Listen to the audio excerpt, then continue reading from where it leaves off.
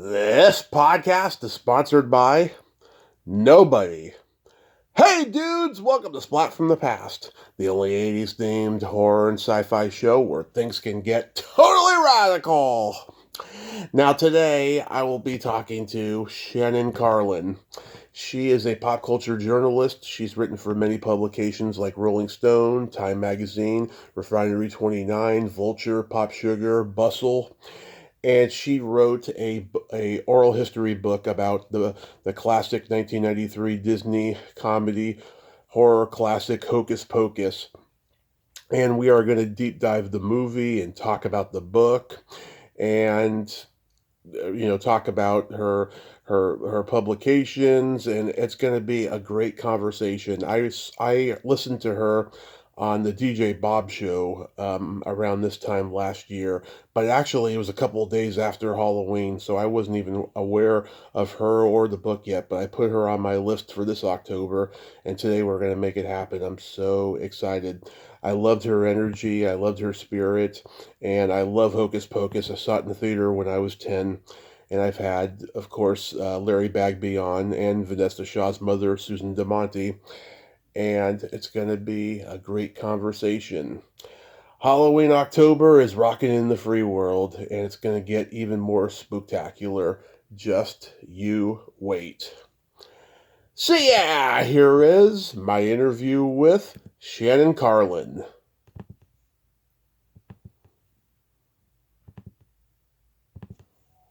Hey Shannon, welcome to the show. How are you today? Hey, I'm good. How are you? I am fantastic. Thank you so much for doing this. This is so awesome. No, thank you so much for having me. I'm so excited to chat with you. So, before we get into Hocus Pocus, let's start with your background. You are a pop culture journalist. You've written for Time Magazine, Rolling Stone, Bustle, Refinery 29, Vulture, Pop Sugar, etc. Did you know early on that you wanted to report pop culture? Yeah, I think I was always one of those kids who just like loved movies, loved TV, loved music. I was obsessed with it. I read Entertainment Weekly as a kid. It was like my mom had a subscription and I would always be stealing it. So it doesn't feel that weird to be doing this now, which is kind of funny to imagine sort of an 11-year-old version of yourself saying, "Yeah, I'm going to be a journalist," not knowing what that means. And then being, older and saying, "Oh, wow, I'm doing it." It's kind of a funny thing. Yeah, were you always a curious kid who asked questions all the time?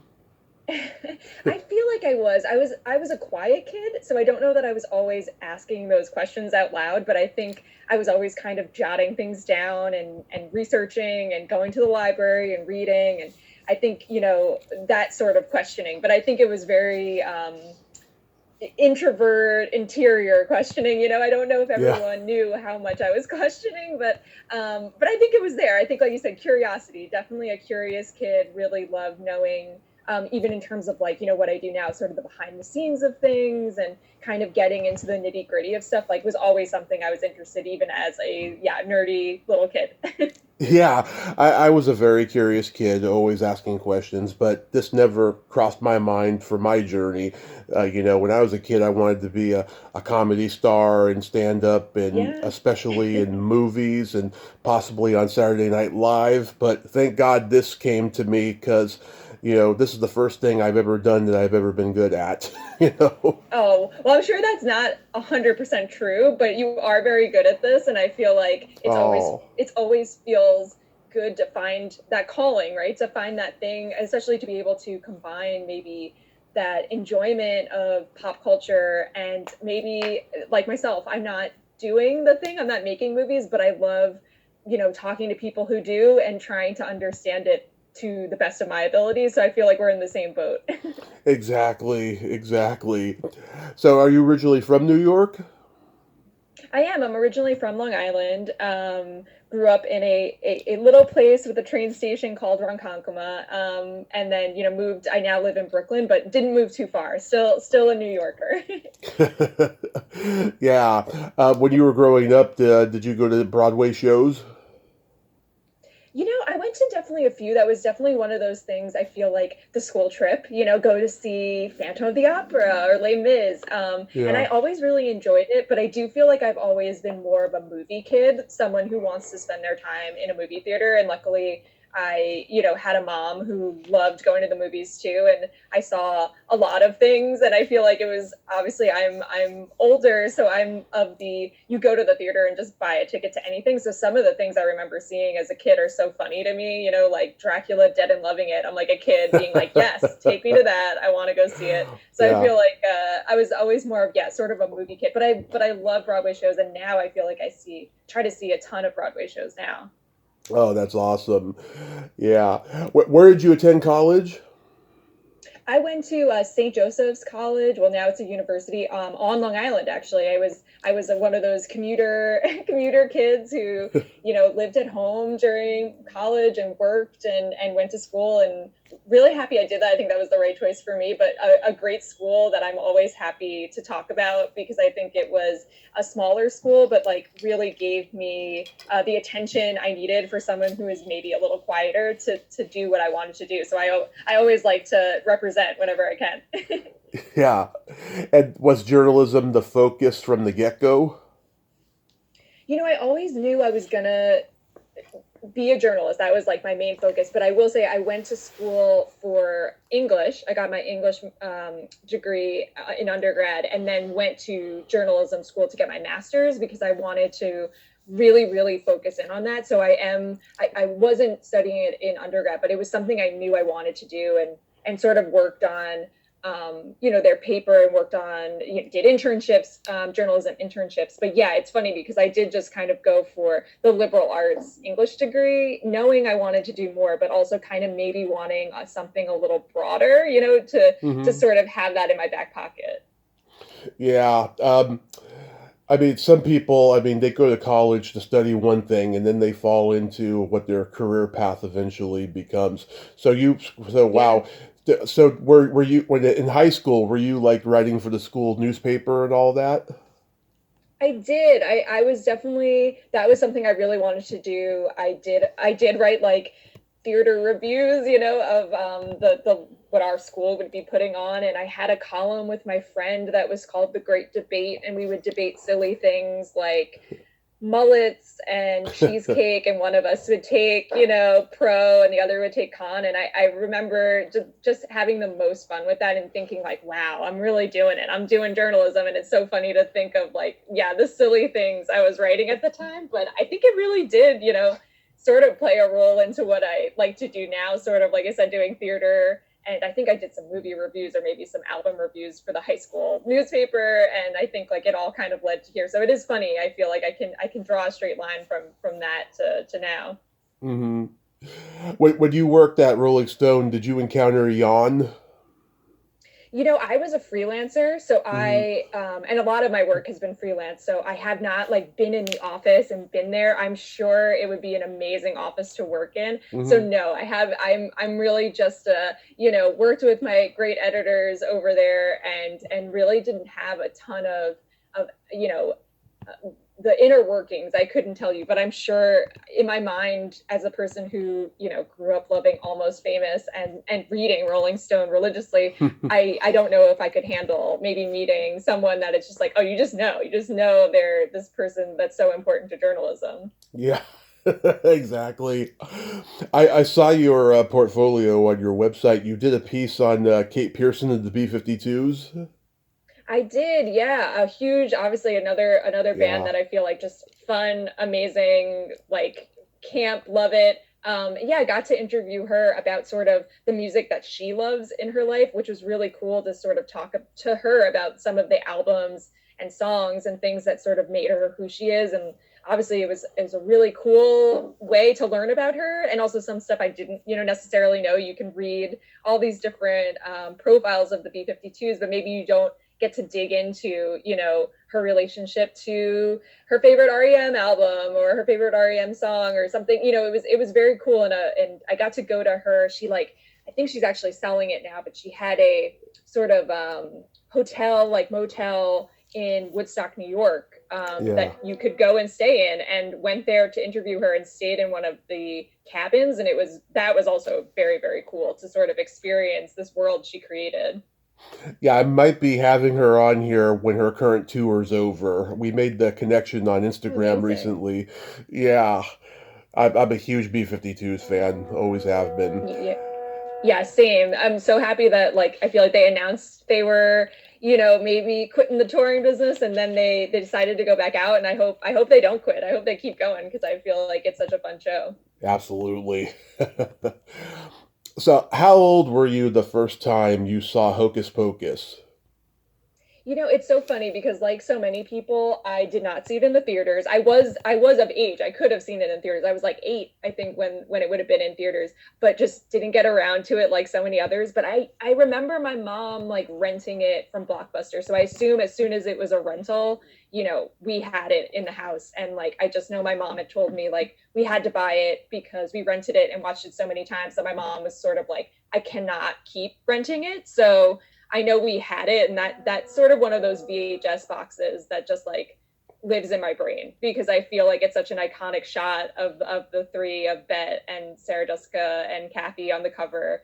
And I know I loved it, but it's a movie that I feel like maybe when I've spoken to other people, they've talked about how it's just kind of been there. You just like you maybe don't remember the first time you saw it or your first experience to it, but it's just always kind of been there. It's always been on. You can find it during this season. So I feel like for me, the same thing where it's just kind of in my bones in some way. Like it's just something that's always been around. Yeah, I was 10 and I saw it in the theater. My mom loves Bette Midler. Her and my dad took me to see Ruthless People and Down and Out in Beverly Hills at the drive-in when I was 3. And Oh, amazing. yeah, and so when I'm 10, we go to the movie theater, and I don't know if you know this, but when this movie came out, the movie theater was selling glow-in-the-dark popcorn buckets. Oh, wow. Did Yeah. not know that. That's very cool. Yeah, they were these plastic glow-in-the-dark popcorn buckets that were green, and it had a sticker on them to peel for a free refill of popcorn. And my mom is a popcorn junkie. She will always take advantage of free popcorn. We used to have lunch before the movie, and she would steal salt packets for the popcorn. Oh, that's adorable. And also, like, yes, you cannot go to a movie. I still sort of believe I can't go to a movie without popcorn. It's just part of the experience. Yeah. And so I've loved the movie ever since. It's just a silly thrill ride. And this movie was coming off of like Disney making Ernest Scared Stupid a few years before, and then a few years after this, Casper came out at Universal, and they all fall along the same lines of the kids being scared on Halloween because something of the past is coming back to haunt, you know? Yeah, yeah, like you said, that was definitely just like a theme for the kids, the creepy little scary kids movies of that time. Because I always think of similarly when I think of Hocus Pocus, I think of Addams Family and Addams Family Values, like those movies where you're just sort of like you said, fun, thrilling, like funny, and also just kind of like when you look back at them as an adult, you're like how well made they are and how well acted they are, which I feel like is something that as I've gotten older, just like more appreciative of that as I've gotten older, just how well they're made. Yeah. So, what made you want to write the book? It's funny, I had written a piece back in 2018 about the making of "I've Put a Spell on You" for the website Bustle, Hmm. and I just focused on that one scene, the one musical number, and got to talk to Thora Birch and composer Mark Shaman and Doug Jones, who plays Billy, and creator David Kirshner. So I got a bunch of people to actually chat with me about this scene, and I had an agent reach out to me and sort of said, hey, 5 years later, so it wasn't something that was on my mind, saying, you did this piece. Do you think you could make a book out of this? Do you think you could write about a behind the scenes of this movie? And I was sort of like, yeah, sure. Let me see what I can do. Luckily, this is a movie that, as we all know, like at the time didn't do as well. Hard to believe now since it's like just a staple of the season and such a phenomenon. But there wasn't as much written about it in terms of sort of the making of some of the details of that movie really hadn't been written about. There were people who made the movie who never spoken about it. So it was such a rich text, I guess, or limited text to sort of dig into, that I could sort of have my own vision of it, and sort of dig into it and use what's already been written, which obviously stuff that's out there is really great, and all of the different fun facts, and try to maybe get some follow-ups on that, to try to Mm-hmm. understand it even more. So there was a lot of room for me to sort of play around, which I think was maybe the reason I was so drawn to it, which was, hey, there's not as much written about this as I would have thought, and maybe I'd like to fill in some gaps. And I'm sure that there's still gaps to be filled. I think that's the fun part about these kinds of oral histories or behind the scenes books. There's always room for someone to come back out and come to me and say, hey, I did something on the movie, and let me tell you that story that you didn't get. I definitely sort of look for that. I hope that people come to me and say, hey, there's more to this, you missed something, or maybe later down the line someone else will help Yeah. fill in those gaps too. I think that's the best part of these kinds of books, is that there's just a lot of room. There's a lot of stories to tell, right? You try Mm-hmm. to get them all, but I'm sure there's even more, and I hope they come out too. Oh, absolutely. Yeah, I read the Amazon sample, and I plan to buy the book soon. It was a series of quotes from people you interviewed. So is that the whole book, just the interviews? Yeah, it's done in the oral history style, which for Hmm. for maybe people who aren't as familiar, it's very much the quotes from the people you interview in their own words, which was something I thought that some of these people who maybe hadn't spoken about this before, it was something about keeping it in their own words instead of me writing it, to have them sort of talk about it and tell their stories. And obviously for me it was kind of like a puzzle, putting it together to tell these stories with all of these different people's quotes and all the interviews I did. By the end of the time, I had interviewed about 100 people, cast, crew, Salem locals, drag queens who have done performances dedicated to this, fans. I had tried to get as many people as I could to sort of tell the story of how this movie went from, maybe being sort of a box office dud to being this huge phenomenon that it is now. And I love the idea of, like, yeah, keeping it in people's voices. And for some people, that's going to be a different way of reading, because there's not, I can think of a handful of oral histories that I really love. But a lot of times we're used to, yeah, sort of a written through book. So I thought this was like a unique challenge, but also hopefully an interesting read for people who maybe don't read a lot of oral histories, to sort of go back to that tradition and have people sort of talk about this movie in their own words. And I hope that their voices come through, because I feel like there's a lot of great characters. They have Hmm. their own personalities, and I really wanted that to shine through. So let's talk about people you interviewed for the book, starting with Yeah. Mick Garris, who was one of the writers, and of course he's legendary in the horror world.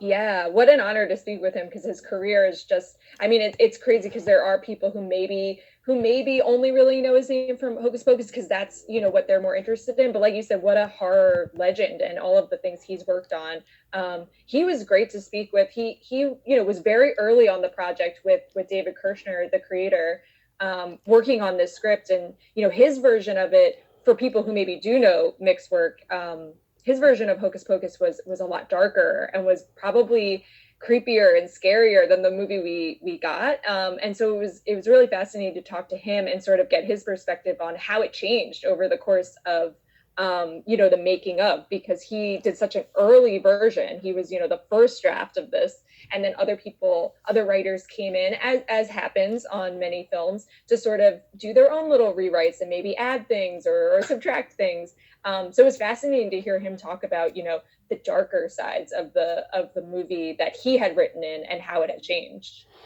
Yeah, when the movie turned 35 in 2018, I reached out to him to come on the podcast, and he said yes, but it's going to have to wait till January. So then I tried back in January, and he ghosted me. Oh no. Well, I hope, I know he is a busy guy, and Yeah. I think like we know that some of these people that they're constantly working, and especially if they're horror people, there are certain times of the year where I just feel like they are so busy. But I hope you get a chance to speak with them, because I think you guys would have a great chat about not only Hocus Pocus but his other work. But he really Yeah. has had a fascinating career, and a super sweet guy who gave me a lot of time to tell his part of this story. Oh yeah, he did a TV movie for Disney years before that I grew up watching called Fuzz Bucket, and Oh, amazing. he did Critters 2 and Sleepwalkers, of course. Yeah, I mean he's done a lot of Yeah. great work. The Stand, yeah, and Yeah. he hosted a cable Yeah. access show, which is what got him into the door, in the horror world. Yeah. I've seen his interviews with like John Landis and John Carpenter and David Cronenberg all in the same room. It was a fabulous, Yeah. fabulous interview. Um, Yeah. Really interesting guy. Vanessa Shaw, of course, I'm friends with her mom, Susan DeMonte. She's been on here a lot over the years, and I just adore her. And I almost met her a couple years ago. She came to a local convention, her and Doug Jones, but unfortunately, I didn't get a chance to go. But there's always room in the future for that. But you got to talk to her. Yeah, I spoke to her a couple of times for this. Like I said, a lot of people were very nice to give me their time, and these kinds of interviews, you do one, but then you have additional questions, or you have follow-ups, or someone else says something that you want to fact check with someone. Mhm. So these all of these people, Vanessa included, were so kind to sort of answer my questions when I'd email them or we'd set up interviews. Obviously, she's such a great actress who's gone on to do Eyes Wide Shut and other movies that people know.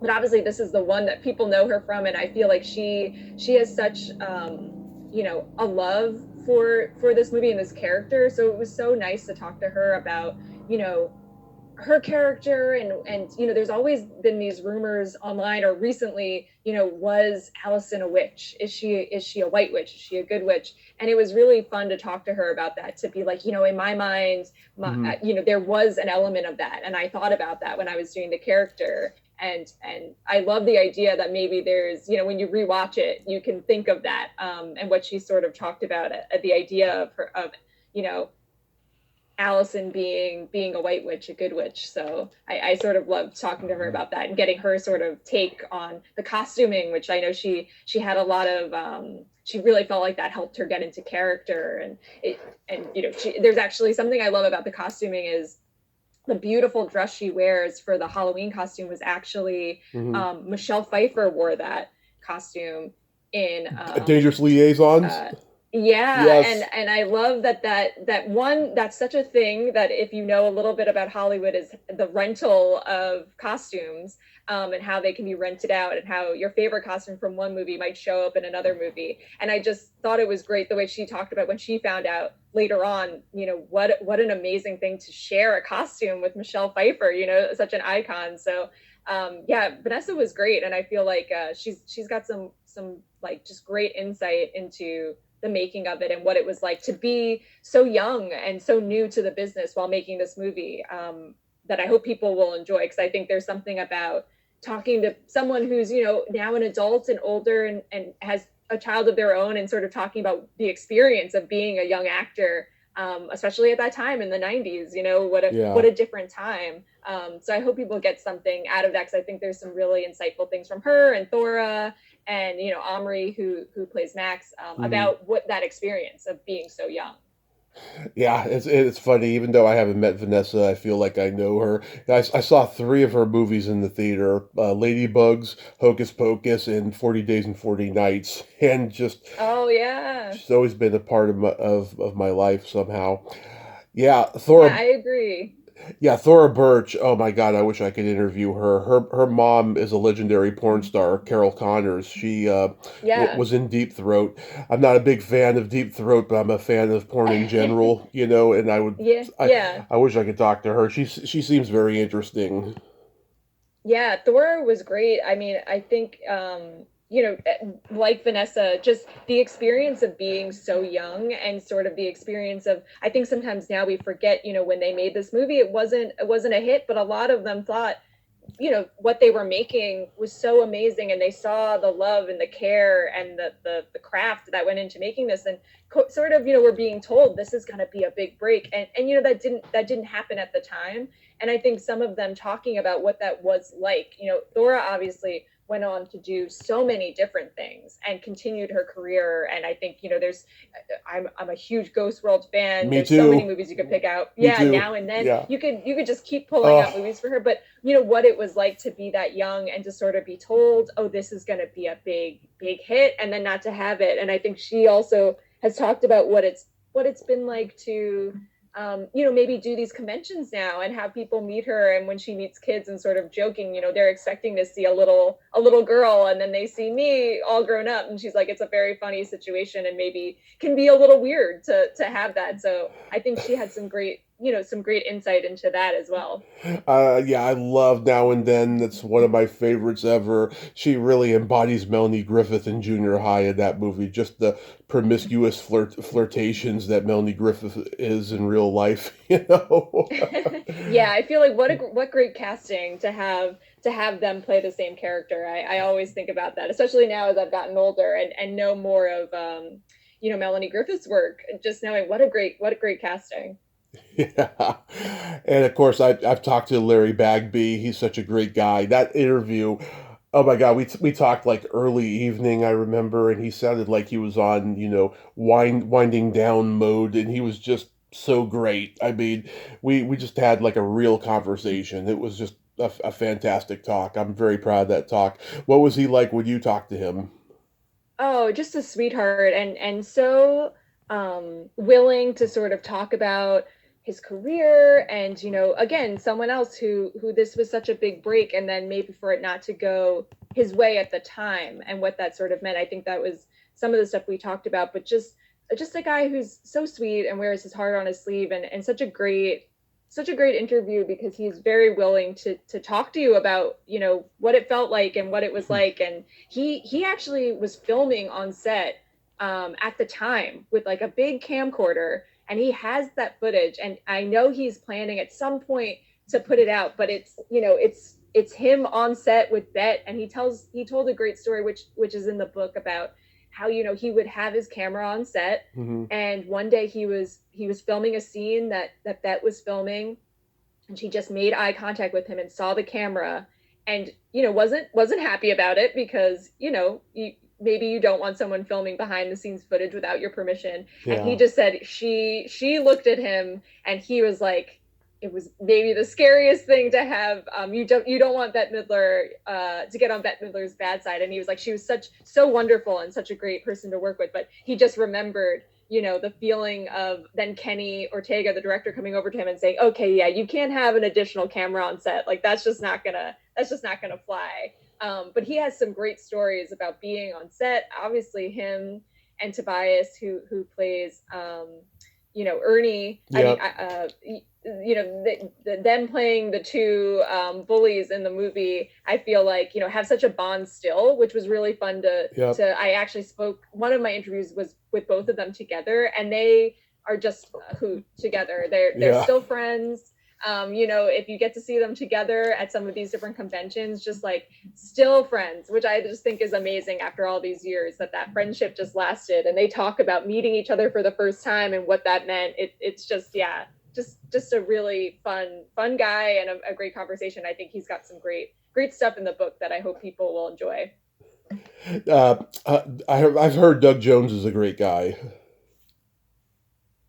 Oh yeah, amazing. He was also gave me, a lot of his time to Hmm. to speak with me about the experience of this, and had such great behind the scenes stories of working with Bet and his love of Bet and getting to work with her. He just like talked about I don't even want to give too much away, because he's got some great stuff in the book about meeting Bet and what that experience was like.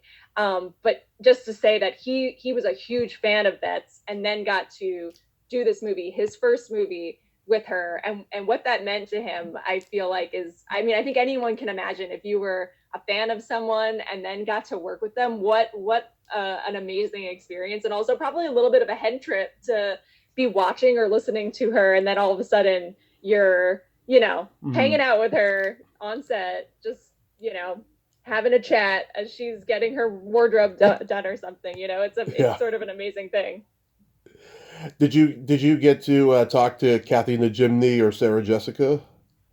Unfortunately, they weren't able to be part of the project, which is a little bit of a bummer. Obviously, I'd love to Yeah. hear their takes on these characters and what it was like.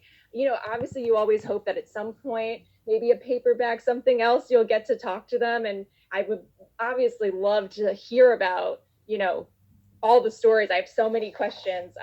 But yeah, I mean, there are quotes from them in there. Luckily, they've done a lot of interviews over the years, right, in recent Hmm. years about this movie. So they have some. They're included. Their voices are included in the book. But unfortunately, no, not an original interview. Out of all the people I got, unfortunately, I didn't get them. But I hope in the future, could be able to talk to them because I would love to pick their brains about this movie. Kenny Ortega. Yeah, I did get to Mhm. speak with him. The funny part about his was like we were really trying to get an interview, and you know how busy these people are. You don't always Hmm. get the time, and you have a deadline, so you don't always know if you're going to get them before your deadline. And we were trying, and it was almost like right before the book was going to be, go to print. We got him, and what an amazing thing to be one of the last thing that goes in the book is to have an interview with Kenny Ortega where you're trying to figure out, you've got a little bit of time with him. He's so busy and was so nice to give me time. And he had some great things to say about just the experience. Obviously, coming off of Newsies, doing this movie, and Newsies wasn't the hit that he would have wanted it to be at the time. Obviously, it's taken on a life of its own, just like Hocus Pocus. It's sort of found its audience after the fact. But I feel like he talked about what it was like to do this project after that, and maybe some of the pressure of that of coming off something that didn't do as well as you wanted, to then maybe do another project that doesn't do as well as you wanted. But he was so happy that it's found this audience, and sort of maybe a testament to his work that maybe we people don't all get it at the time, but Yeah. there's always people who find it, and it always seems to wind up being iconic. So I think there's something about Kenny Ortega. It's become his Rocky Horror Picture Show. It's Yeah, he's had this huge career, and that's just only a footnote of his career, but it's become such a cult phenomenon. yeah, and like you said, what an amazing career. It's like if you go down, if the thing of his is just maybe Newsies or Hocus Pocus or High School Musical, just to go down the list of things he's done, his choreography work and all of the amazing things he's done in his career. I mean, yeah, it's pretty spectacular. Did you get to talk to Stephanie Pharisee? I did get to speak with her for the original piece I wrote, which was amazing. I wasn't able to speak with her for the book, but I had all this great stuff, original stuff from my original interview with her that is in the book, and talking about the experience of filming I Put a Spell on You and what that was like, and watching Bet and what it meant. I mean, what you realize when you talk to a lot of these people is a big reason they wanted to do this movie was to work with Bet. I mean, of course, at that time and still now, what an icon to work with. And so she, like many others, sort of talked about what it was like to film the I Put a Spell on You scene, this musical number, to watch Bet perform, to just Yeah. watch her, like you had your own concert, you had your own private concert with her. You might have heard the same song over and over, but everyone was like, I would have heard her sing that song a million more times because it was just so amazing to watch her do her thing. And I feel like that was a lot of what we spoke of, and the costume, which I think her Madonna, cone bra costume Yeah. is pretty iconic. Yep. And knowing that it was actually a DIY costume, that it was made out of, kitchen funnels and tape. And if you look really close, you can tell that it's a real homemade costume, which I think is sort of an amazing part of it because it looks so good. But if you ask the costume designer, Mary Voigt, or you ask Stephanie, they sort of talk about how they're like, oh no, this is sort of, we put this together. Like, this is a real craft. Like, this, you could make this costume at home, which I hope maybe some people, I'm sure already people have, but I hope more people do because their description, which is in the book about, how it was made, it does make you want to try it. It does make you want to try to make it. Yeah, when I was in high school, a friend, my friend's sister, who I had a crush on, she did the that Madonna look. She didn't have the cones though, because I think that was too controversial at the Yeah. time. This was the late '90s and stuff. But she looked like dead on like her, and she looked so gorgeous. I'll tell you. I was gonna say it's a great costume with or without the cones. I don't think being Madonna for Halloween, I don't know if that ever goes out of style, but yeah, I do recommend for everyone who does their rewatch this year, just look really close, maybe even pause it and just look at her costume, because you can kind of see that it is like tape and just colorful tape and kitchen funnels, and yeah, it's pretty amazing if you really look at it close up. Yeah, Stephanie Ferrisy is another one I've always wanted to talk to too, because she played John Candy's wife in The Great Outdoors, and I A always, movie I loved growing up, one of my favorites, and I did get to ask her about it, and she was so sweet, because I was like, you're someone who, between this and The Great Outdoors, like very much a part of my childhood, and she talked about that movie, which obviously, couldn't put in the book. It doesn't really have anything to do with Hocus Pocus, but I will very much treasure her telling me about working with John Candy and what it was like to be on that set. And like you said, I think a lot of other people at that time grew up with that movie. That's such an iconic movie too. yeah, it's still a favorite of my mom's, and I just love that part when he's trying to seduce her while she's trying to get in the shower, and she's like, "Oh, not now, honey, I'm stinky." Yeah, she's just a great actress, and I feel like happy that when I see her in anything now, I'm always excited. She's always hilarious. Oh, so what are your favorite scenes or moments in Hocus Pocus? Ooh, that's a good. I mean, I always do love the "I Put a Spell on You" scene. I feel like that was the scene when I was a kid that obviously I would just go back to and rewatch, and probably try to learn the choreography, be the backup dancers to Winifred. Yeah, But I don't know. There's so many great scenes in it. I mean, I think as I've gotten older, I have a real appreciation for the bus driver scene, which I think when I was a kid, didn't totally understand, thought it was funny, and now obviously find that um, you can find it both ways, where it's a little creepy, but you also kind of love it. yeah, But there's so many good scenes. I think that's the thing about the movie, is like you could ask 15 people and everyone might say "I put a spell on you," but there's always two, three, four, five, six other scenes that you're just like, oh, I love that moment, or I love that quote, or there's always something. I was like a huge Danny fan. I was a huge Thora Birch fan, as we already discussed. So hmm, I love basically all of Danny's lines. I just think she's hilarious in it, and I think there's so many fun parts. And I also think like the ending is kind of underrated for how like emotional it is when you watch Danny. Like the shot of her at the end is such a beautiful moment, and I feel like the end for a yeah, movie that's so much fun and so thrilling and silly, I feel like it has this very deep ending that I feel like yeah. when you're younger, maybe doesn't hit as hard, but as you get a little older, like I definitely talk to people who are like, oh yes, I cry every single time I get to the end, and maybe you feel silly for it because it's just such a fun movie, but it is a really emotional ending. It is, and it wasn't until a few years ago I realized it. But I also realized that the ending had gotten sappy when I was a kid as well. But Yeah. now more so as an adult, I see it a lot more. And yeah, I mean, I love scenes like the motorcycle cop.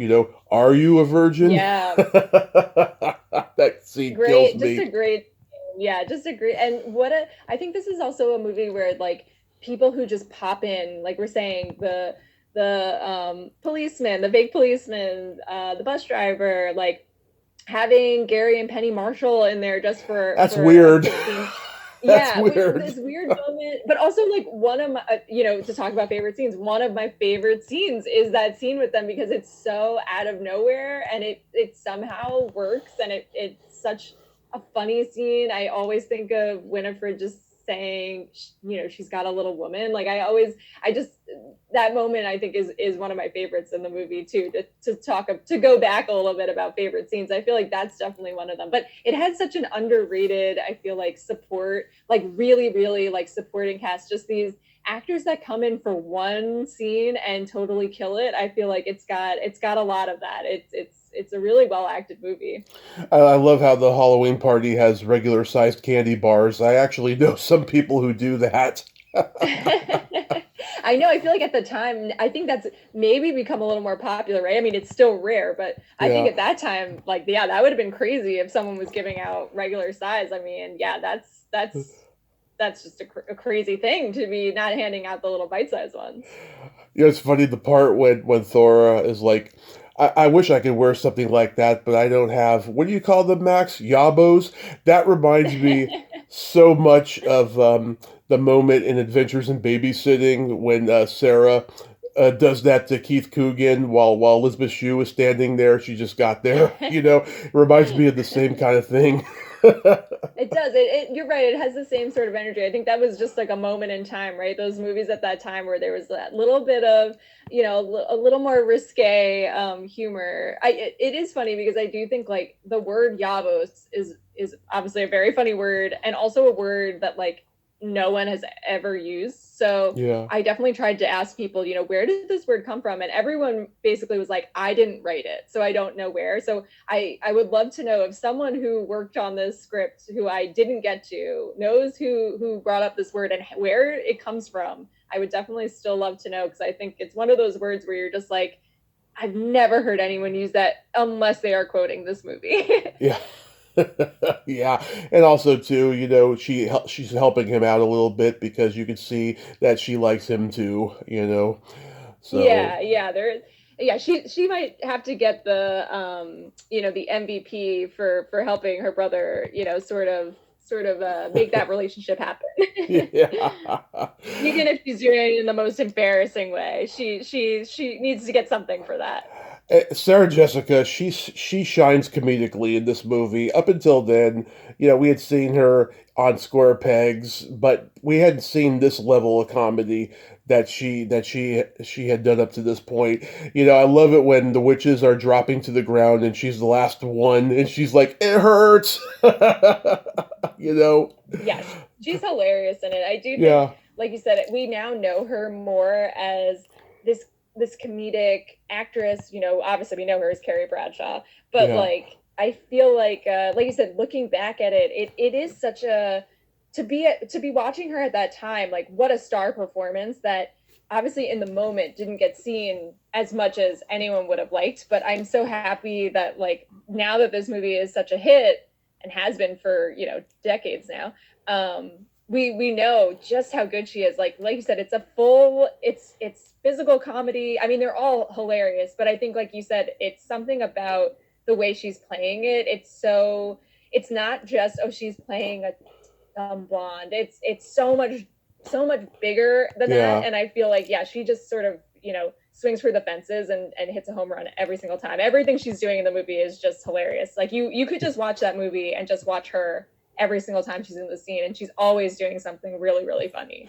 Amuck, amuck, amuck. I'm sure every day she's got kids going up to her saying that every day. Yeah, I was gonna say, I was like, and they seem like, I will say, for all the people I've spoken to, or when you read, what people have said over the years, they don't seem to mind. They don't seem to mind that people come up to them and want to talk about this specific movie because they just know how much it means to people. And it's one of those movies where, even like we said, we grew up with it, and you share it with people and your family, and now people share it with their kids, and so many generations watch this movie and love it, and it's just a part of your holiday season. It's a part of Halloween, which is such an amazing thing to just be a part of. Once you're a holiday movie, I feel like you're just a part of people's lives. You're a part of people's yearly. It's going to be a movie that they may watch more than any other movie in their life. Yeah. There's something very special about that. They did a great job of making Burbank look like Salem too. I mean, it's got that misty look to it, and kind of red sunny and the leaves on the ground and all of that. It looks really much like it. Yeah, I actually was talking to some of the set designers and different people who work production designers, and they sort of talked about what it was like to film in California to make it look like Salem, where they were filming in, by Christmas time, and so they went to Whittier, California, where, sort of known um, for its beautiful Christmas lights and beautiful houses, and had to tell them to take their lights down so that they could film. And they talked about how they had to get with the community sort of board, the council there, to sort of get people to do this. And what a feat that was, to be like, hey, we're going to Mhm. take this one street, we're going to take all your Christmas lights down, and we're going to put up Halloween decorations. And I think it was William Sandell, the production designer, who was sort of like, yes, they were getting calls from people in the neighborhood being like, what is going on? Why are people having taking their Christmas lights down to put up Halloween decorations? So he said it was sort of a funny thing that people were kind of like, what's going on? Everyone's going crazy Yeah. in the town doing this. So I think, like you said, it's a feat at how they made California in the winter look like Salem in the in the fall. But the Yeah. story sort of behind it is really funny. And they talk about that in the book, sort of how they created that illusion, which I think is really great. Yeah, Burt Gordon, who made so many great creature feature movies back in the day, The Amazing Colossal Man, Village of the Giants.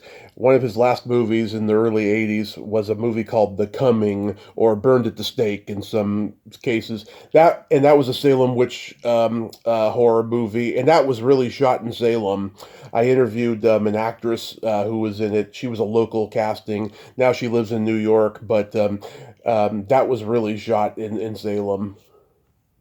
Yeah, I was gonna say it's funny, like you said, that it's like Hocus Pocus has become, for obvious reasons, very connected to Salem. That's where, the story takes place. But like you said, the amount of time they actually filmed in Salem is so small, and it's really just a lot of Hmm.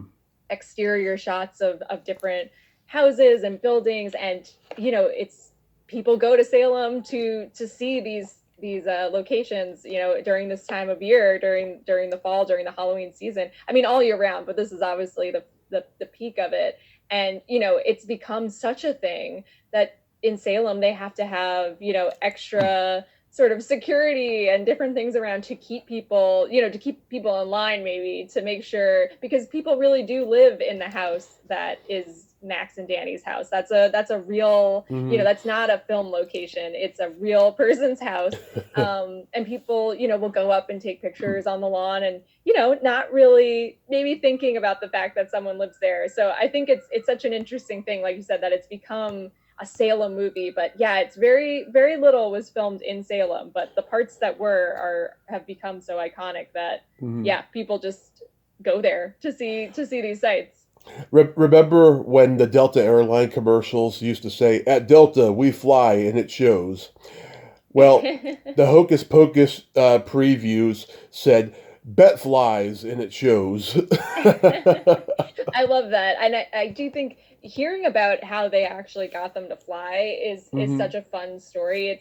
I do have that in the book, but Yeah. one of the things that stood out to me was obviously how painful it is to put on those harnesses. They're not really made for comfort. They're made just to get you up in the air. And Yeah. they talk about how they made these sort of out of denim and like a lamb's wool, basically put them in, the women into just a pair of ripped jeans, basically, and some lamb's wool to keep the wires from digging into them. And it was so sort of DIY, maybe, not what you expect from a fancy from a fancy Disney movie. Just very bare bones, and just talking about how painful it was to go up in there, even with these very silly, harness protectors, basically.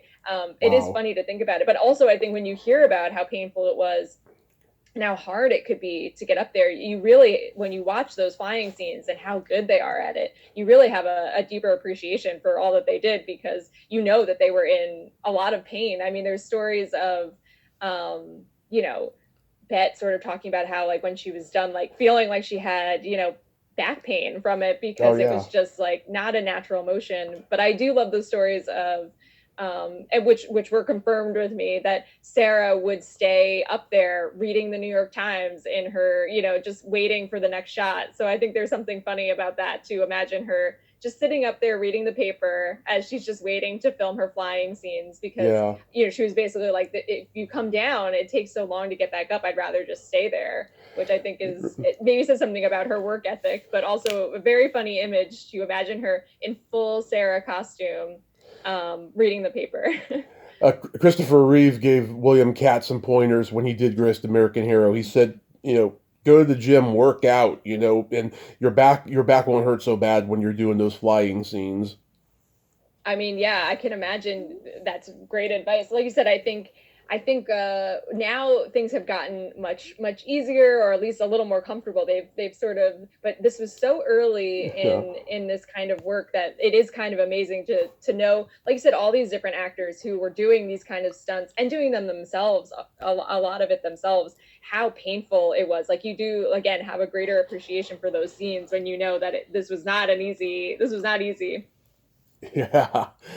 So, do you have another book you're going to write? I'm really interested in doing another, yeah, behind the scenes. I've got some ideas, nothing I can talk about, but Yeah. I would definitely love to do something like this again. I really enjoyed, digging deep into a project like this, especially something you really enjoy, a movie that you've seen a ton of times, but maybe don't know as much as you think you do about the movie, which I hope people get when they read it. I know this is such an important movie to people, and I hope when they read the book that they find some new insight into it. And I hope maybe it changes, or maybe, makes the movie more enjoyable, because you do Hmm. know some of the behind the scenes and how difficult it was to do this very early CGI, or what it was like working with real cats, and how, very difficult to work with cats. So I feel like, I would love to do it again, and get an experience to dig deep into another project, because I really found this to be really fun. Is Hocus Pocus one of your go-to horror movies you watch on Halloween? I don't really think of it as a horror movie, right? Because I feel like it's such a fun movie that, Yeah. like, I, even as a kid, wasn't very scared of. But I do feel like, yeah, it's definitely one of my go-tos. If I don't watch it at least once, and I feel like it's always on, so there's always a chance you're gonna flip it on. And like you said, you find a scene that you like, and you're like, "Oh, I'm just gonna stay here for 10 minutes," and then all of a sudden you've watched the entire movie. I feel like it's one of those kind of movies. But I'm a huge horror fan, so Yeah. I will Me too. definitely, throw in some scarier movies during the season. But yeah, I feel like a Hocus Pocus rewatch is just in the cards. I mean, I definitely met Hmm. people through this process who would say, I watch Hocus Pocus all year round, which I thought was kind of amazing, because I've always thought of it as, kind of strictly a Halloween movie that I watch, maybe September, definitely October. But hearing people talk about just the comfort of watching it all year round and sort of staying in that spooky mode, definitely made me think about it. Like, oh, will I ever try to watch it, at a different time of year? I haven't yet, but I feel like after hearing so many people tell me, it's the comfort movie all year round, it makes me want to try, maybe. Oh yeah, I mean Hocus Pocus is one for me. I watched Nightmare on Elm Street 3, Dawn of the Dead, Night of the Demons. Do you remember the Worst Witch? Yes, I do. Yeah, not one Halloween has gone by since 1986 where I don't watch it. I love The Oh, Worst Witch. wow. I have it on DVD now because I don't know, we eliminated some of our HBO channels and stuff, and they don't really show it anymore on HBO. They did for like 25 years or something. Yeah. So, real quick, we got to play my secret silly game. This is a series of silly slumber party questions. No win or lose, it's just pure fun.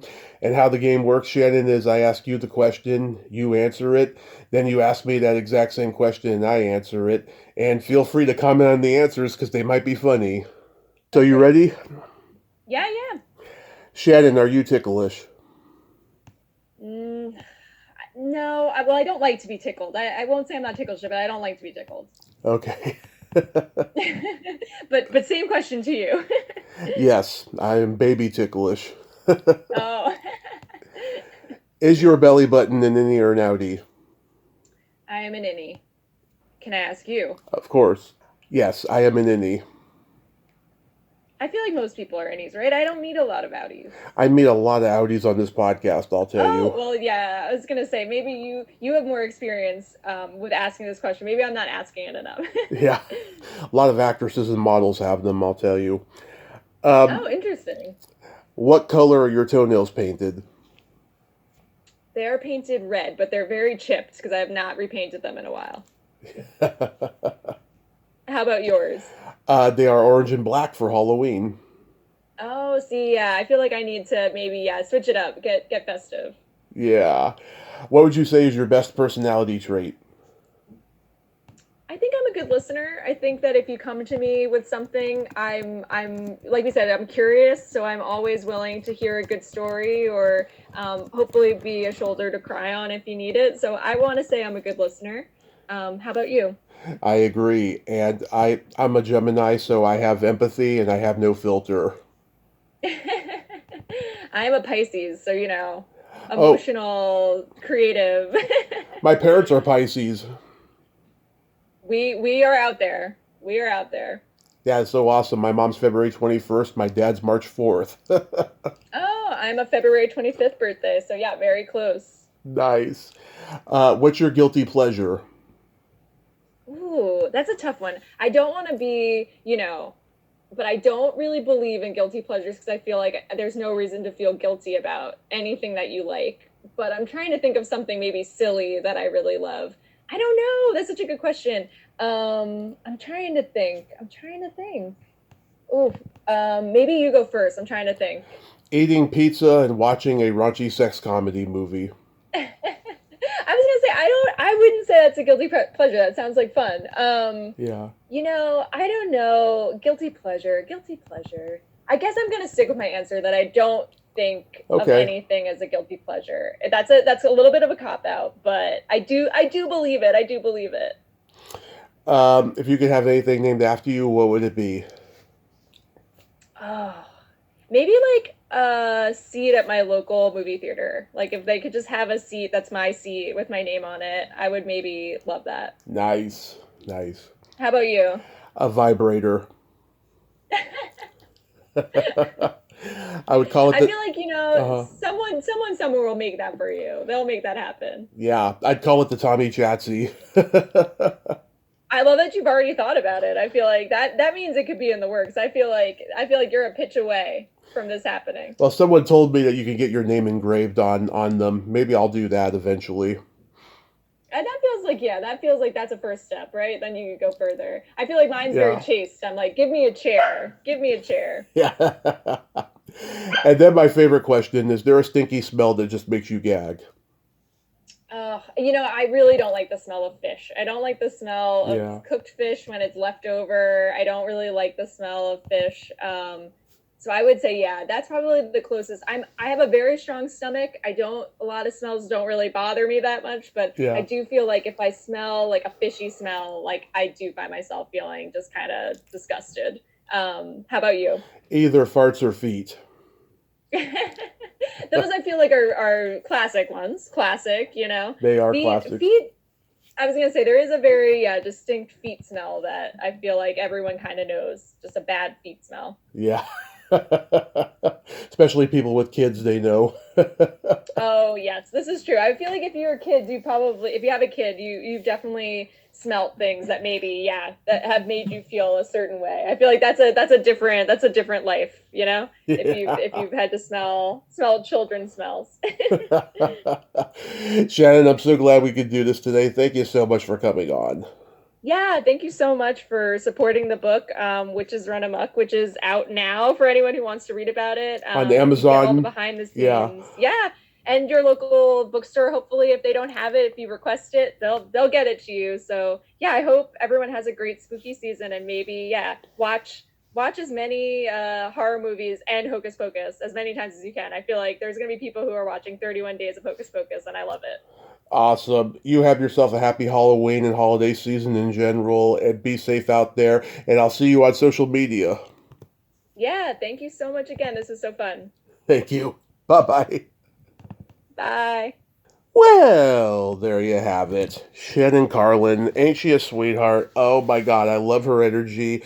I love her intelligence. I loved every moment of that conversation. Go check out Witches Run Amok, Hocus Pocus, The Oral History. It's available on Amazon, and I will certainly do the same. Well, until next time, this is Tommy Throwback Kovac saying there's no shame in living in the past because the present sucks. Later, dudes!